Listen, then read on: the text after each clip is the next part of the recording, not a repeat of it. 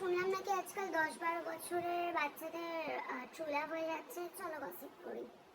তো এরকম এখন আজকাল আমি সামনে দিয়ে যাই দেখি পিছনে মানে বাইকের পেছনে বসে আছে 10-12 বছরের ব্যাগ, পিঠে ব্যাগ। কোথায় যাচ্ছিস বাবা?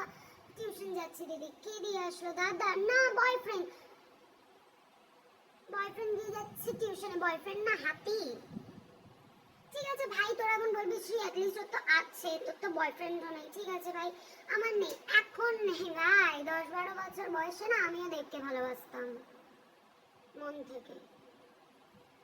আমার পুরো সেট ছিল যে আমার যেই মুহূর্তে আমার 19 বছর বয়স আমি দেখকে বিয়ে করে নেবো, বেশি দিন দাঁড়াবো না, পুরো সব সেট ছিল। এখন সে দেব আমাকে ছেড়ে রুকমিনীকে বিয়ে করেছে, সেটা কোনো কম্পিটিটররা জিতে গেছে, সেটা কোনো সমস্যার বিষয় না।